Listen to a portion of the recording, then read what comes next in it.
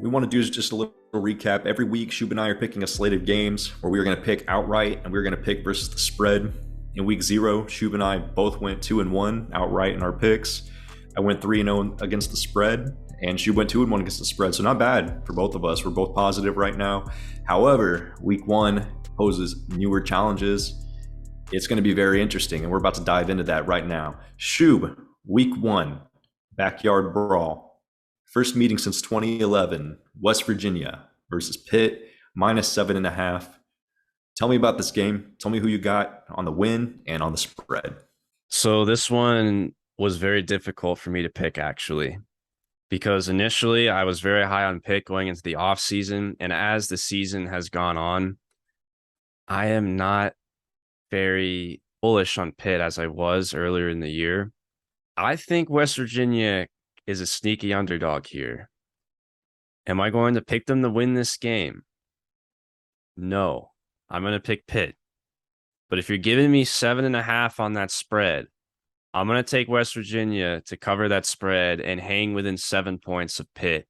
I think this is going to be a good game. I'm very excited about this one. This is the first time these two teams have played since 2011. They're old Big East opponents. I'm looking forward to it. Give me Pitt outright, West Virginia cover. Shoob, are you looking at my picks? I also have Pitt outright, West Virginia to cover. One thing that's really interesting about this is the battle of transfer quarterbacks. Keaton Slovis coming in for Pitt, went over there because his girlfriend's a soccer player over there. And then we've got JT Daniels over at West Virginia. So this is really interesting to me because our first matchup, our first taste of both these quarterbacks, it's going to be in this particular matchup at their new respective teams. And I find that very, very interesting. Pittsburgh has a really good defensive line. They've got a lot going for them. Something that I think may be an issue for JT Daniels. But ultimately, I think Pittsburgh has the better team. So, of course, I'm going to take them for the win. But JT Daniels and the Mountaineers, they have some upside. And with that upside, I do think they will keep this game close. And I do like West Virginia for the cover, like I said. I Now, will shoot, say, I feel like this is slightly a matchup advantage for West Virginia because we've said multiple times Pitt is very good in the trenches. West Virginia returns all 5 of their offensive linemen from last year. We said in win totals that this offensive line for the Mountaineers could be a strength of this offense. So that could help them out a lot. In Pitt, we talked about Narduzzi not wanting to throw the ball as much as they did last year. West Virginia's biggest question mark on defense is their secondary. So if Pitt goes a little bit stubborn here and tries to establish the run, maybe tries to run it a little bit more, and if Slovis isn't on his game passing wise, that opens the door for West Virginia in this game. Shoob, let's not forget, the Mountaineers actually lost their best D lineman in the transfer portal as well. So it's hard to know what they're going to produce on the defensive line as well. So that could actually bode well for Pitt. So it's going to be interesting to see how this whole thing plays out. There's a lot of unknowns, and this is an old time rivalry. So I'm excited to see it. This is definitely one I will be watching. Absolutely. So now let's move on. Another Thursday night game. This one will be going on at about the same time. Penn State open up Big Ten play in week 1 against Purdue on the road at Ross-Ade Stadium. Penn State's a 3.5-point favorite. Who do you got there? All right, Shoob. This one was kind of difficult to pick, if I'm being truthful. Purdue is at home. That's always a factor when you're looking at games like this and you're assessing the lines. One thing I like about Penn State, Sean Clifford, he showed some considerable improvement last year to his tenure over there in Penn State. I think he's going to have a comparable season, if not his best season yet. Do I think he's going to, shoot for the stars? No, I don't think he's going to explode and be something that, some Joe Burrow-esque type of player. I think he's going to be what he is. But I think he is a competent enough quarterback to get Penn State to compete potentially for the Big Ten championship, although that's going to be a far cry. But they're going to be one of the better teams in the Big Ten this year, I think. And they also have a 5-star running back in Nick Singleton. He's not listed as the starter, but we will see him slated, and he's going to get a lot of carries. I really like the upside over here. And they also have Parker Washington, stud wide receiver, who's going to go to the NFL. The thing that concerns me most with Purdue, Shoob, is the fact that Aiden O'Connell doesn't really have a lot of targets. They lost one to eligibility, and then their other one to the NFL draft. he is losing a considerable amount of targets. In addition to that, they don't have a very good offensive line, Shub. When we look at their metrics, their offensive line was terrible.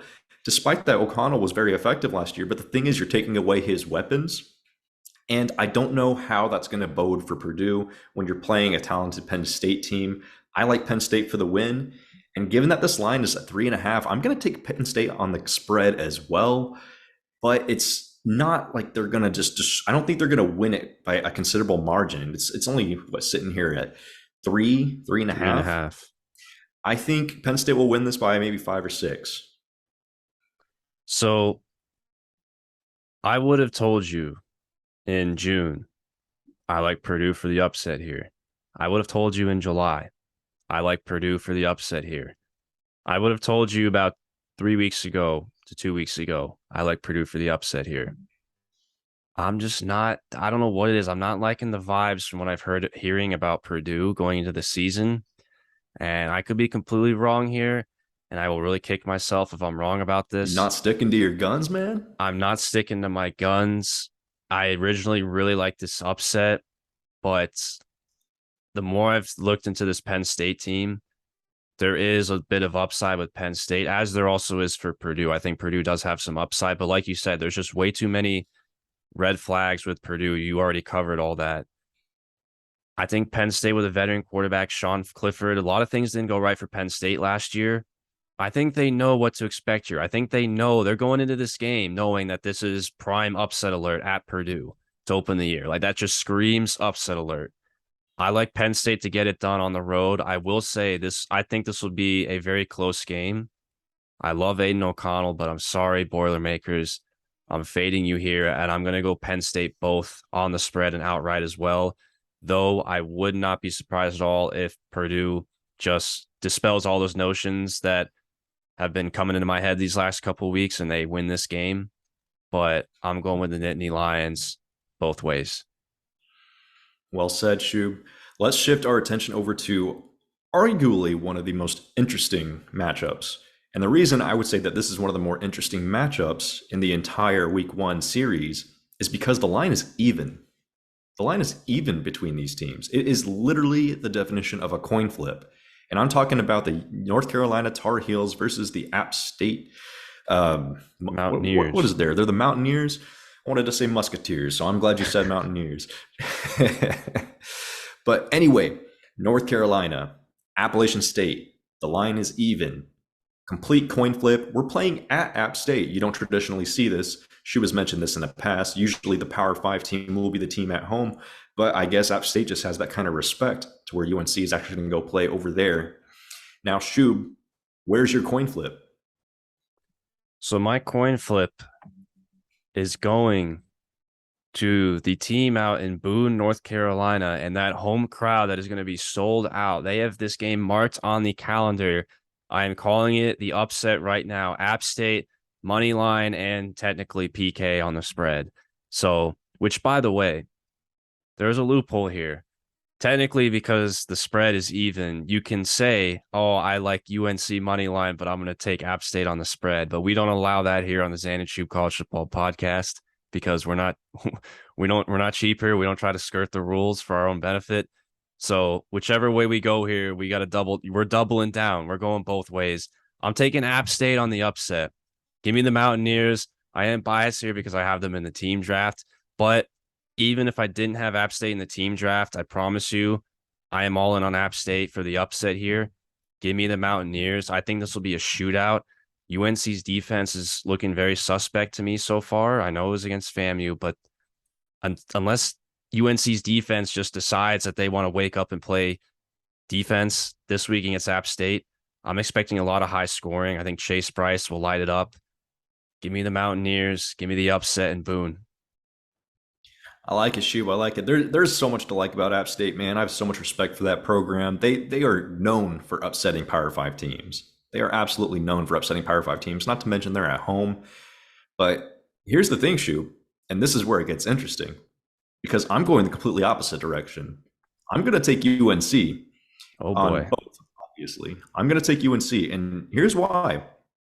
I know that, they only played FAMU, but Drake May looked the part for what you would see relative to that opponent, right? 5 touchdowns, 300 yards, excellent completion percentage. They still have Josh Downs, beast wide receiver, and their running backs looked really stout in that as well. Now, granted, of course, it was FAMU. It's hard to say, but ultimately, what else could they have shown you? Ultimately, what else could that offense have shown you that would have given you any less encouragement that they can be competent at that level? And I think they will be an offensive powerhouse this year. I think they'll have a top 30 offense. However, like you said, I reiterate, the defense concerns me. I think this will be a shootout, Shoob. I think this game is going to be a very, very high scoring affair. And ultimately, I think North Carolina just has more talent on the roster despite how well coached App State is.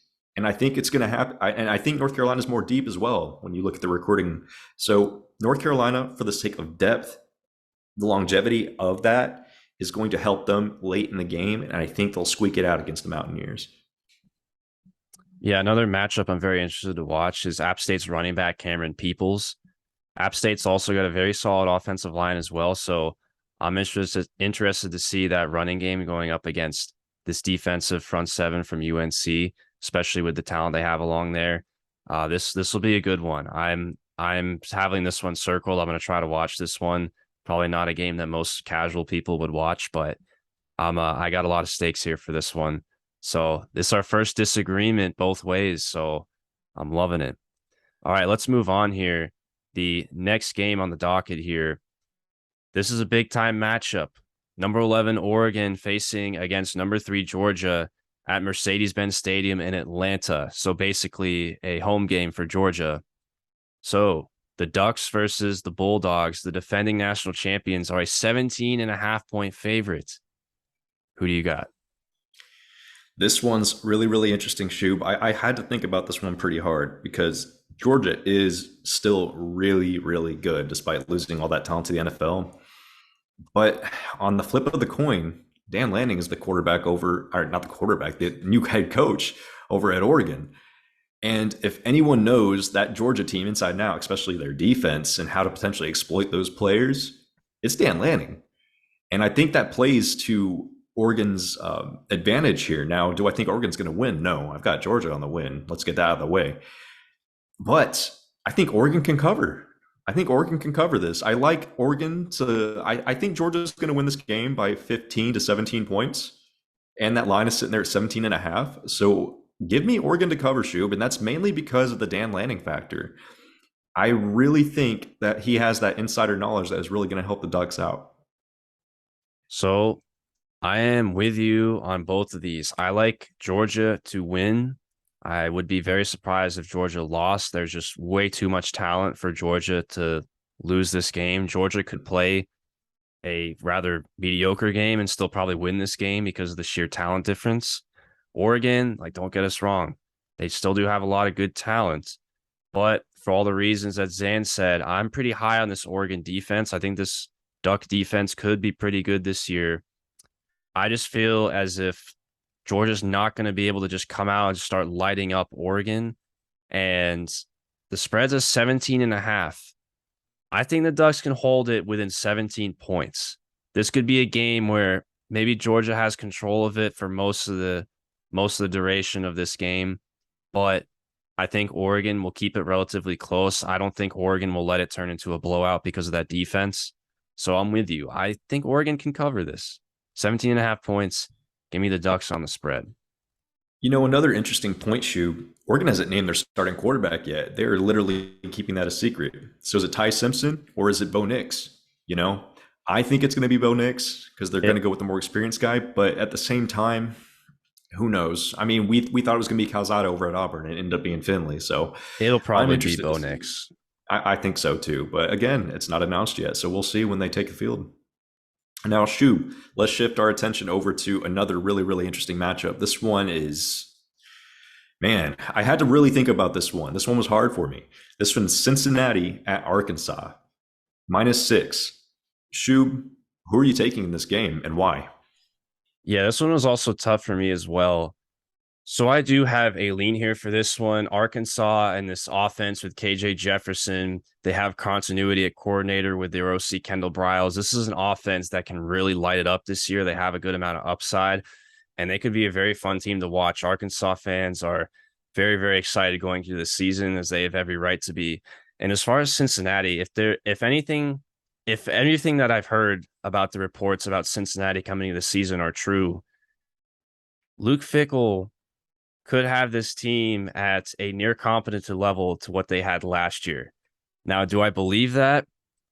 I don't really think so. I don't think this team is going to be quite as good as they were last year. They will certainly be a notch below what level of production they had last year at the very least. And the spread was initially at 7.5. Cincinnati got hit here. Now that it's down to 6, I got to go with the Razorbacks outright and to cover the spread. I just think a touchdown favorite for Arkansas, that seems about right. I say Arkansas maybe wins by 7, but would not be surprised again if this is another close game. This is a very interesting one for many, many reasons, but give me the Hogs both ways, outright and spread. So Cincinnati is really hard to evaluate, just because they lost so much production last year. But one thing that I really like about Cincinnati, and a lot of things that I'm hearing from them, is Evan Prater, their new quarterback, has so much upside. And basically, Evan Prater is comparable to Spencer Sanders over Oklahoma State as far as his skill set, being able to run, being able to pass a little bit. Now, I'm sure Cincinnati fans are hoping he doesn't turn the ball over as much as Spencer Sanders does. And if that's the case, he could be a very, very good talent over there at Cincy and make them very dynamic on offense. Now, since he still has a lot of talent on the roster, I know they've lost a ton to the NFL, but they will definitely take a step back. Like you said, Shoob, there's no way they will be the same team that they were last year. And ultimately, Arkansas is at home. I like Arkansas for the win. But even though that line is at -6, I think it's going to be a hard-fought battle. And I'm going to take Cincy on the spread. I think Cincy will lose a close one, probably by like 4 or 5 points. But ultimately, Arkansas will get the dub. KJ Jefferson's just going to be a little bit too much for him. I respect that. I know a lot of Cincinnati people believe that Evan Prater has the potential to be better than Desmond Ridder ever was. And that's certainly something. If Evan Prater can be half the player that Devin Ridder was, that's a good sign for Cincinnati. So we'll see.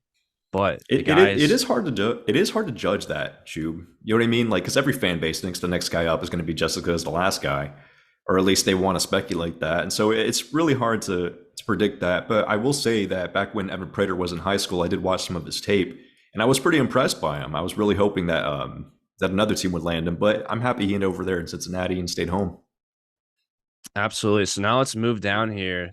How about some more G5 action? This game is a preview of two of the top teams in all of the G5. Number 24, Houston, going to the Alamo Dome to face UTSA. Houston is only a 4-point favorite on the road against the Roadrunners.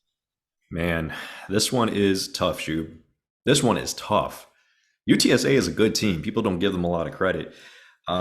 Jeff Traylor done a great job over there at UTSA. Definitely a candidate to get poached in this offseason, I think. I don't think he'll be there much longer. Pretty obvious that they have a good organization going there. They have a very good culture. But ultimately, Houston, I think, is a better team. I know UTSA has the home field advantage here, but man, Clayton Tune, I'm just very high on Clayton Tune. They've got Nathaniel Dell, that stud wide receiver as well, who's going to be playing on Sundays. It's hard to go against Houston here, man. And they got Dana Holgerson, who's a proven commodity at the coaching position. He has had success basically everywhere that he's gone. And he's just an offensive guru, man. I mean, Dana Holgerson knows how to put points on the board. He's back from his Big 12 days. I mean, he's always been there. And so it's really hard for me to bet against Houston. So I'm going to go ahead and take Houston outright on both the win and the spread, but it is not confident at all. I very well could see UTSA getting the cover and maybe even sniping Houston, but I'm going to go with Houston on both ends here. Interesting. So I am going to have Houston on both ends here as well. I think the main difference here is the defense. This Houston defense was very good last year. They had a handful of players that they lost the NFL draft. However, a lot of speculation about the Cougs going into this year is that they still will be very stout, especially along the defensive line. That'll be the strength of this defense. As far as UTSA, their strength, it goes without saying, is their offense. Frank Harris Sr., they return Joshua Cephas and Zachary Franklin Jr., their two leading receivers. This offense should still be very good, but UTSA did lose a lot on that defense, and that defense could be a little bit of a hole for this UTSA team. Now, I still do like UTSA in terms of their Conference USA outlook, but when you're playing Houston, Houston's a very well-rounded team. I think Clayton Tune can do just enough to expose this Roadrunner defense. I like Houston going both ways here. I'm high on both of these teams, but more so Houston. I think Houston has a chance to have a very good chance to have another double-digit win season. And this is where you start. You got to get this win on the road against UTSA, and Houston will be off to a good start to the season.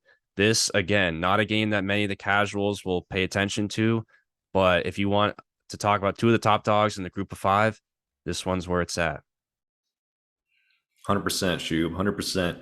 Now, let's shift our attention to, I think this is the most interesting matchup of week one. I know everyone is going to disagree with this because there are some other juicy matchups out there that we haven't talked about just yet.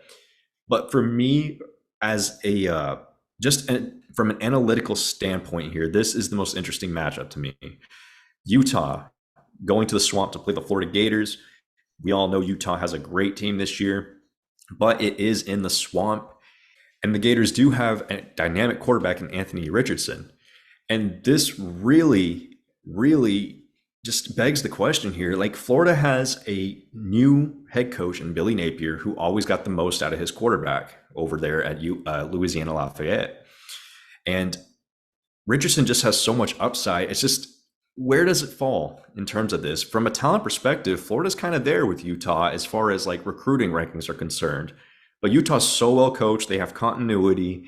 They have a great defense. They have some offensive firepower as well. I love Utah this year. They're a fantastic team. Go to our win totals. It'll tell you how high both Shoob and I are on Utah this year. Ultimately, I've got Utah for the win. The line is there at -3. So, I mean, a field goal of a game, I mean, I could see it being a field goal of a touchdown of a difference at the end of the day. I can see Florida really hanging in there. I don't think it's going to be a blowout by any estimation. But 3 points is such a slim margin. I've got to go with Utah on the over. I like Utah to win this by 4 to 6 points, maybe even a touchdown, a full touchdown. So give me Utah outright. So for some reason, this game, like you said, also very interesting. Great non-conference matchup in the Power Five here. For me, Utah's favored by 3 points on the road against the Florida Gators. Utah, we're both very high on them. We have them both winning 10 plus games this season. I have them as my Pac-12 favorite this year. A lot of people have Utah as their dark horse playoff pick. Utah is a very trendy pick to make the college football playoff this year. Now, how are they a 3-point favorite, only a 3-point favorite on the road against a middle of the pack SEC team? It's the recruiting. Something doesn't seem to add up here. I know a lot of people are saying that Utah has been preparing for the humidity down in Florida by turning up the AC. Yep, they turned it all the way up. Hey, that's good and all. I appreciate the preparation. But at the end of the day, is the humidity really going to play a huge part in this game? Like, at the end of the day, which team has a returning star quarterback, a returning head coach, returning coordinators, all this continuity expected to be very good this year by many people, and then one team who has a brand new head coach, a virtually brand new quarterback who's very raw, doesn't have a ton of playing experience, and a roster that is very thin, is good at starting level, but is very thin. Something does not add up here. 3 points for Utah on the road. I would be somewhat surprised if Florida pulls this one off. I'm going to go with Utah on the spread to cover and outright in this one. I know Utah is very notorious under Kyle Whittingham for starting the season off very slow. They usually seem to lose and put up a stinker against a really bad team, but then they always finish the season very strong. I don't think that's going to happen this year. When you're opening up against an SEC team on the road, when you're a team that is a favorite to win your conference and potentially make the college football playoff, you are 100% guns a-blazing. I'm sure Utah will be ready for this one. And we didn't get to see a full season of Cam Rising last year for all the reasons I just said. The continuity, Billy Napier at Florida, I think he'll be a great head coach, but this team is pretty much brand new. This coaching staff is brand new. I just have a hard time seeing Florida just walking out of this one alive against a team that everyone expects to be very, very good this season.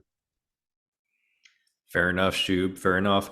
And as I alluded to, that was my most intriguing matchup for the week as far as where to flip on the coin here. But there are more intriguing, more juicy matchups out there. Let's talk about the game of the week, Shoob. The game of week one, the Now number that's five. debatable. Well, I would say from a rankings perspective, this is Right. most definitely the game of the week.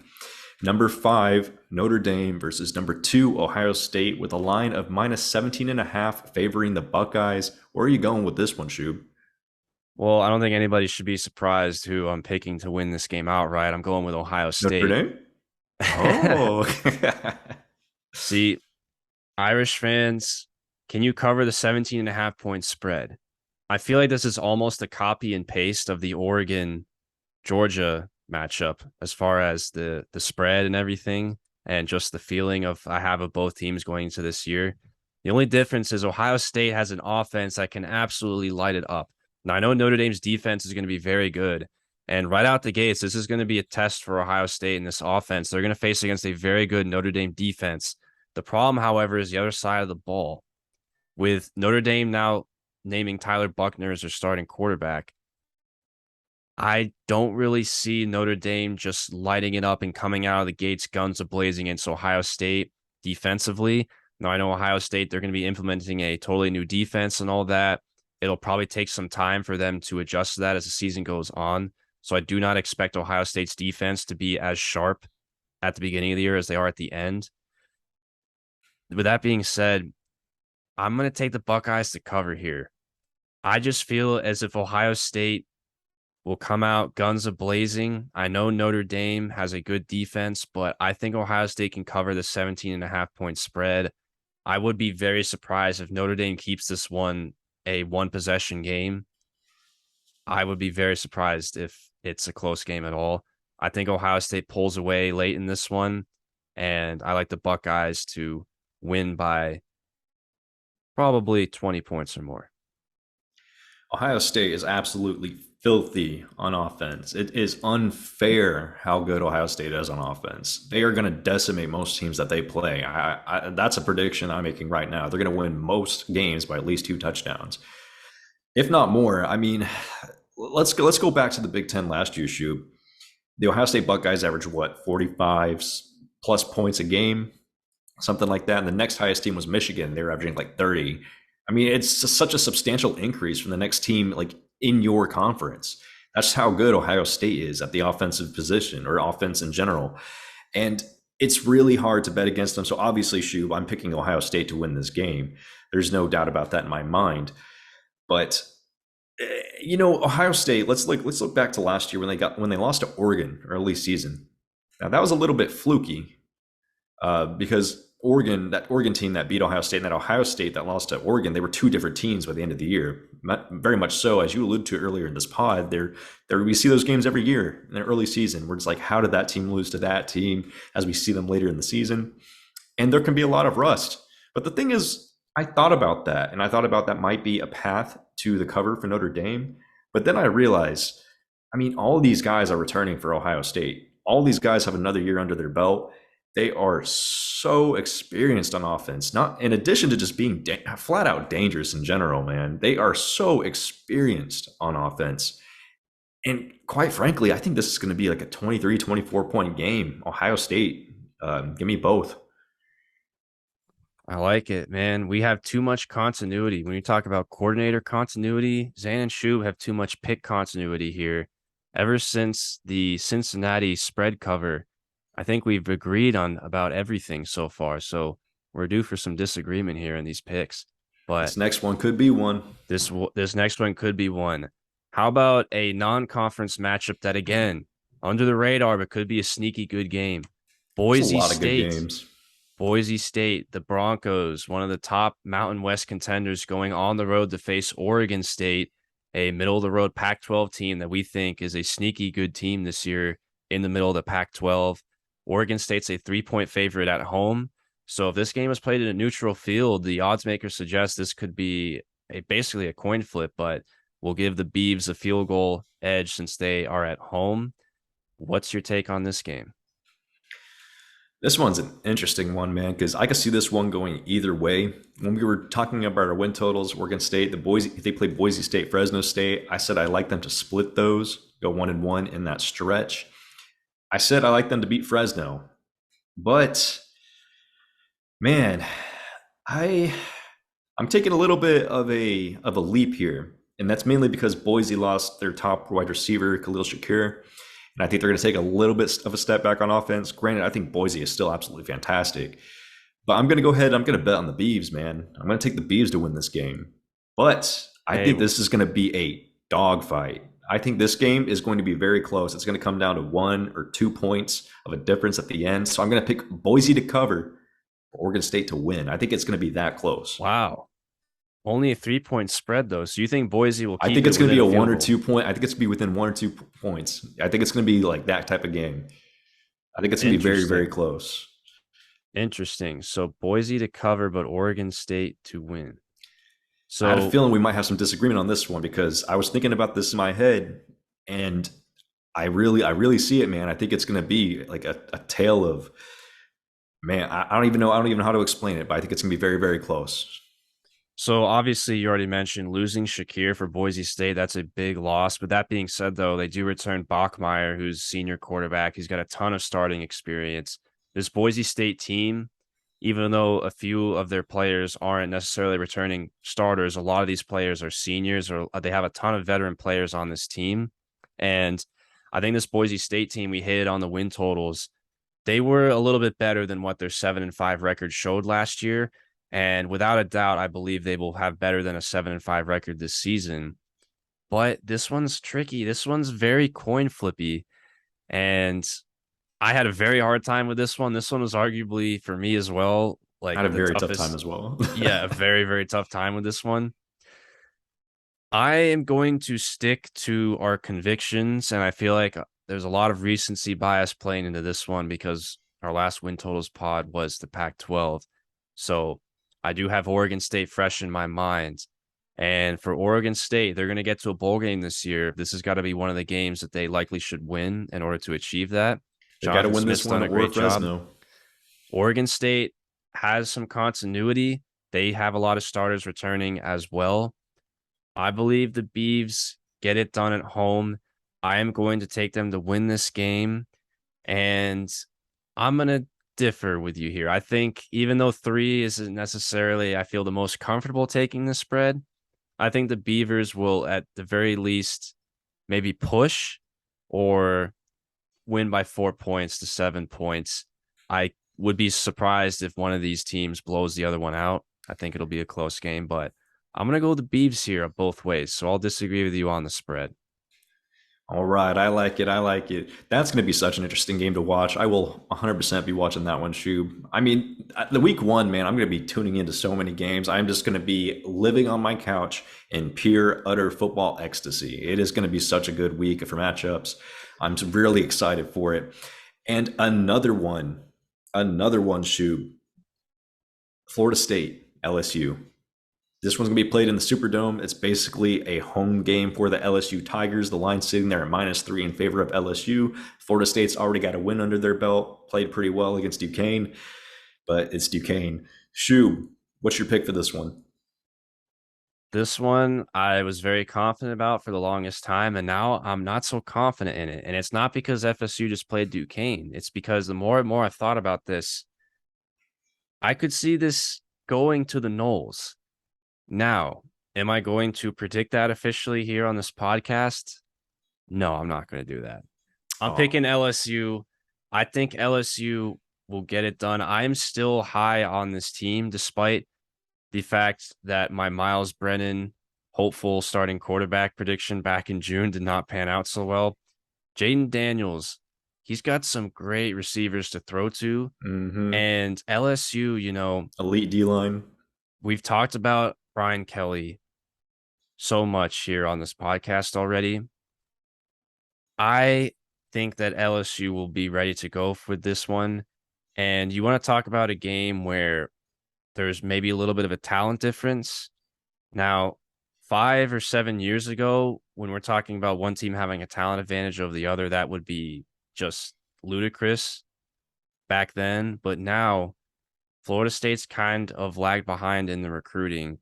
And I don't really see one team just sort of pulling away or blowing the other one out because I feel like this is a very evenly matched game for the most part on paper. LSU in the Superdome with a lot of their fans there, that has to play a factor. LSU is basically playing a home game.